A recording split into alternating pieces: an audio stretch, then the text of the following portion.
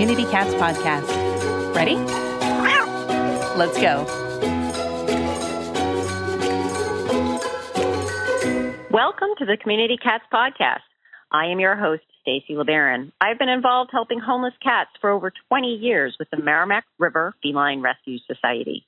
The goal of this podcast is to expose you to amazing people who are improving the lives of cats. I hope these interviews will help you learn how you can turn your passion for cats into action. Today, we're speaking with Rhee.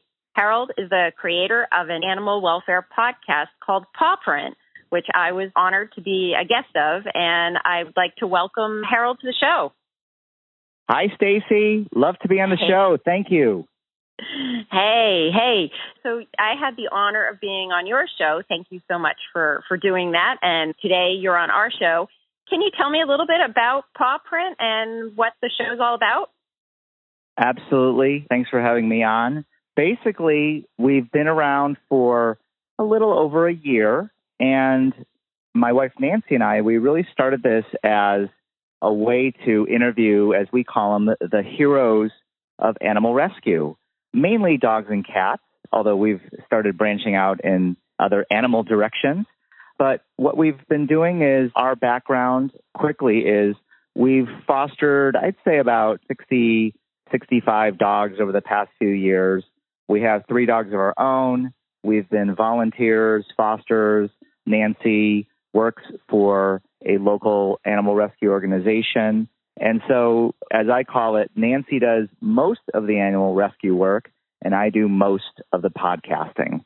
How did you get the idea to start this podcast?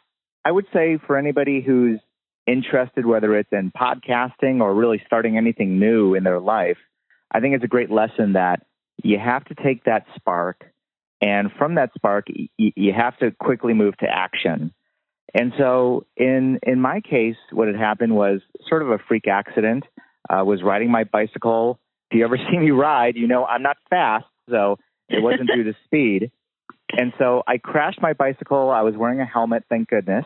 Broke my collarbone and a bunch of ribs, which actually does happen whenever a bike crash happens. They're pretty serious. But in the healing process, which took a few weeks, just kind of made me think that, hey, life is short. Why don't you do what you want to do or pursue any passions that you have? And so I've always had an interest in podcasting. I started my first podcast about 2.5 years ago called Studio Mouth. It's a podcast that I did about 40 episodes in. But about a year later, Nancy and I were talking and we thought, hey, why don't we combine our passion for animal rescue and podcasting? And a few months later, we started Pawprint by interviewing a lot of local people who we knew. But from there, we went quickly to interviewing our first international guest, a guy by the name of Penn Farthing, who runs a rescue organization of all places in Afghanistan. And so that really just got us motivated to just reach out to as many animal rescue heroes as we possibly could. And that's where we are. I'm sitting here looking at your website, and you've done well over 100 episodes in that. So congratulations. It's always when you're starting a podcast, you get all excited when you start getting into the triple digits and that kind of thing. So congratulations on that. And I know you've also reached a milestone of 50,000 downloads, and that's absolutely fantastic. So congratulations on that. Over the last year or so, what sort of things have you learned, or has your opinion about animal welfare groups changed at all, meeting all these different people over the course of the year plus that you've been doing this? You know, that's a really good question. And one, we're just trying to keep up with you with all your crazy number of episodes. It's fabulous. But to get to your question, what I've learned is that I think 2 real main lessons. One is that whether you've rescued tens of thousands, even hundreds of thousands, I know you and your organization have just been just unbelievable in the number of animals that you've really helped save. Or if you're a guest who has saved one animal. We've had guests who literally have said, I'm in my 40s, my 50s. I never grew up with animals, and I rescued this one animal, and this animal changed my life. To me, sometimes those stories are even more touching because they're so intimate and so loving and just really heartfelt. So that's the one lesson. The number doesn't matter. It's really more the quality. And then the second lesson to me is really the creativity. One thing that will just come to the top of my mind is we had a guest for our first episode, and she was working for a hotel, and literally they decided to foster dogs in their hotel lobby. And to me, that's like an ingenious way to really just spread that positive message of animal rescue. It can be a business. It can be your home, obviously, for a lot of folks. But just use a little creativity. We've had folks who use their real estate business to foster dogs. So lots of interesting ideas out there. Looking back at the guests that you've had, what were some of you've mentioned a couple of stories, but I was just wondering if there were any that really stood out, or maybe more your most challenging shows. The thing that I admire about the work that you've done is you've actually done some, I would call almost live or like off-site shows. So I believe you had a book reading, done some that aren't necessarily, I would say, in the studio. And have those been more challenging or more exciting to do? Or sort of what are the highlights that you've seen? I think we've done a couple of, as you call them. I mean, I wouldn't say live as in like I'm performing myself, but definitely live recordings. It's more of a sound issue. Fortunately, have a microphone that can actually do the job. As you well know, right? Sometimes just getting the technology right, in this case, getting the right microphone, it makes all the difference. So if you use a traditional microphone, unfortunately, you can hear everybody's noise. So just having the right microphone helped. But really, other than that, that's it. It's amazing how listeners, they're fine with noise and crowd noise. Maybe not for every episode, but for the right kind of episode, you don't have to worry so much about being perfect in the sound quality, for example. So it's been a lot of fun doing those, and we look forward to doing more. How did you come up with the name Pawprint? You know, it was definitely one of those, I definitely won't say I had an inspiration. We had various names from the most generic animal rescue podcast to probably something grabbed out of a famous quote from, who knows, like Shakespeare or something like that. Basically, we just went through Facebook polling. We just would ask Facebook friends, and we ended up just coming up with that simple idea, Pawprint. And that's been fine. I guess the only thing is that typically, Pawprint are actually two words, so the fact that we mashed them up into one word can sometimes be confusing to some folks, but you know what? You're going to have that no matter what name you choose. So, looking forward to the year ahead, is there anything exciting happening with Pawprint coming up during the rest of 2017? I would say the first year was definitely a focus on traditional sort of animal rescue heroes, people working on animal rescue, mainly dogs and cats. One of the things that we've done is a little bit of branching out. So in addition to dogs and cats, for example, we're going to release our first episode on lizards, iguanas specifically. And that was kind of a neat story where I was literally just reading some news website, and it was intriguing to me. Usually when you read an animal rescue article written by a journalist, they're extremely short, you know, maybe 2 or 3 paragraphs, not very long at all. This one journalist, of all things in the Chicago area, wrote this must have been like a 3-page article on a married couple, husband-wife team, who rescued iguanas. He went through their life story. He went through how they met, in addition to just talking about the iguanas. And I was just fascinated by it. So reached out to them, and we're looking forward to releasing that episode. It's going to be a lot of fun. That sounds great. I mean, as we all work so hard to do so much for cats and dogs all across the country, you know, smaller animals, I know bunny rabbits are a big topic, and we even are talking about farm animals a lot these days. So it definitely, the types of animals that we're dealing with in rescue are becoming a lot more varied, that's for sure. That brings up a great point. It's interesting how, as we've been doing animal rescue, some themes have emerged. I would say definitely a writing theme, an author theme. A lot of folks who write about animals and animal rescue, we've tended to interview. Photographers are a big theme for us. And even of all things, veganism, or being a vegan, right? That means no meat, dairy, or cheese, or eggs. And that was just surprising. Like, we just would never think that topic would just come up a little bit more consistently. Not every topic, and we definitely don't require that you be a vegan on the show, but every once in a while someone will mention, "Oh, I'm a vegan," and that often leads to a really nice discussion. If you like the Community Cats podcast and would like to help promote community cats in your state, then we need you. We're looking for a couple of people from each state to be Community Cats ambassadors.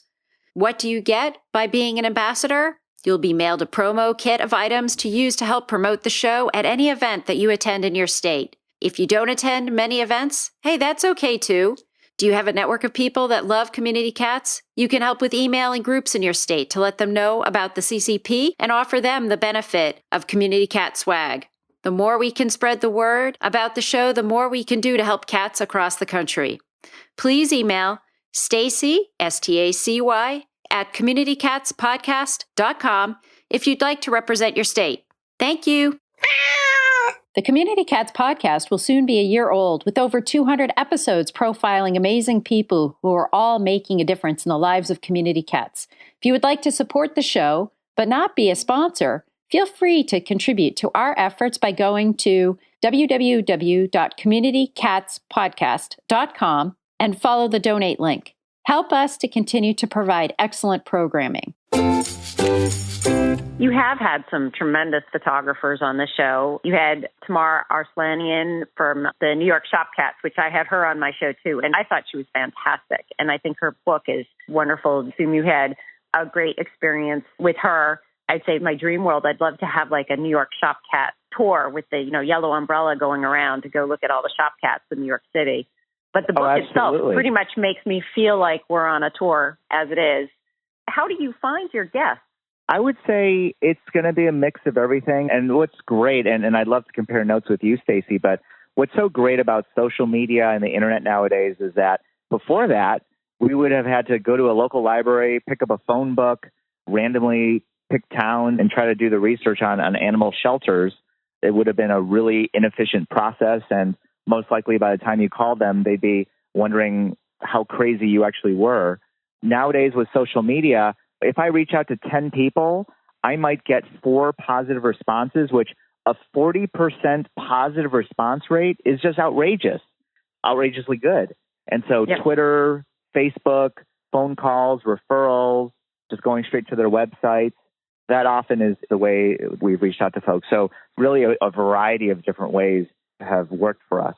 One thing that we always think about when we're speaking with individual organizations is how are you communicating your message and telling your stories. Many organizations, I think now, have either a regular e-news that they send out or a written blog post. But I don't think that there are many organizations that have their own individual podcast channels, or some have maybe YouTube channels. Do you think that is a tool that individual organizations should utilize to be able to help share their stories and the work that they're doing? Yeah. I would want to highlight just one person, because you're right. You think about animal rescue communities and animal rescue organizations. As you and I know, starting a podcast, it can sound like it's a great idea, but oftentimes the work can feel a little bit daunting. So not every organization does a podcast. I think you're right. I think more folks do, let's say, a YouTube channel, because someone can just grab their phone, take some nice videos, and hopefully a volunteer knows a little bit of technology to make those videos and put them onto YouTube. But one person I'll highlight is Catherine O'Brien. She is in Baton Rouge, Louisiana. She's a California native, but moved to Baton Rouge, Louisiana. As you might know, right, Louisiana has had their ups and downs with animal rescue or animal issues. And so she produces a podcast for her local Baton Rouge animal shelter, and they just won a $25,000 pedigree grant to help with heartworm, because heartworm is a serious, serious issue in Louisiana. Now, I'm not going to say that the podcast was the reason why they received the pedigree grant, but I think it helps. I think it totally helps. It's a consistent weekly podcast where they feature at least 2 animals and they interview people, and they often do talk about the issues of heartworm and how, while it's very treatable, it does take a lot of work. So I think that's one example. But once again, it has to be for each organization. The only thing I would encourage is always talk to your volunteers. Your volunteers may have a skill that you have never known about. It could be social media. It could be podcasting. It could be video. You never know unless you ask. And you never really know unless you truly empower people to feel like that they can share their talents. I agree with you 100%. When I was doing adoptions at the Merrimack River Feline Rescue Society, I would look at the adoption applications. And at that point in time, we were asking for their occupation. And so if I needed a certain skill, marketing, accounting, fundraising, I would look at those occupations from the people who adopted from us and to say, how could I reach out to them to see if I could utilize some of their skills in the organization. And for fundraising, I usually looked for somebody who was in sales and thought that was probably a good fit from that standpoint. But you never know. Everywhere you turn, you can find opportunities. And the hard part is, I don't know about you, but with me, I find all these opportunities. So I want to go in 50 different directions. And sometimes it's a little challenging to stay focused. And with a podcast, you do have to stay focused because there is so much behind the scenes. In terms of the work that you do for the podcast, how much time does it take to put together a podcast every week? In my case, I'm basically a one-person show. I'm not smart like Stacey LeBaron with a team behind her.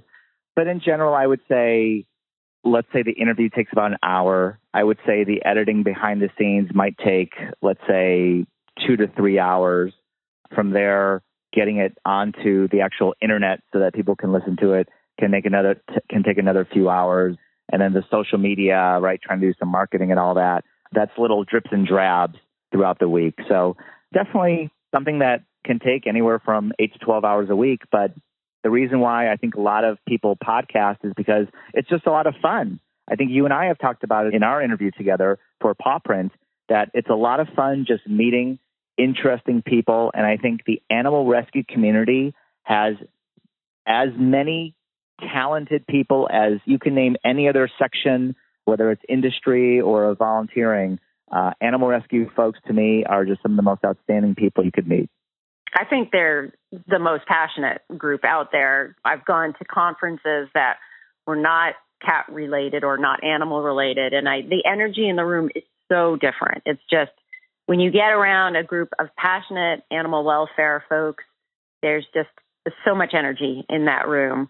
I wanted to make sure to mention to folks that if they're interested in listening to the episode that I recorded with Harold on Pawprint, go to www.thisispawprint.com, and it's episode number 107. And you pretty much can just scroll right down from the website and you'll see that right there. So you can check out my interview with Harold as well as the interviews with all the other folks.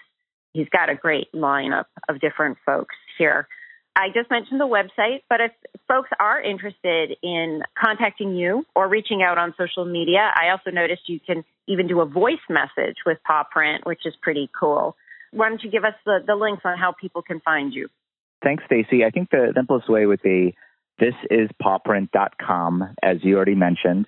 If you look us up on Facebook or Instagram, those are probably our two biggest social media places where we tend to spend our most time. It's also just This Is Pawprint. If you just type in all of that as one word, either on Facebook or on Instagram, you should be able to find us. That's great. Harold, is there anything else you'd like to share with our listeners today?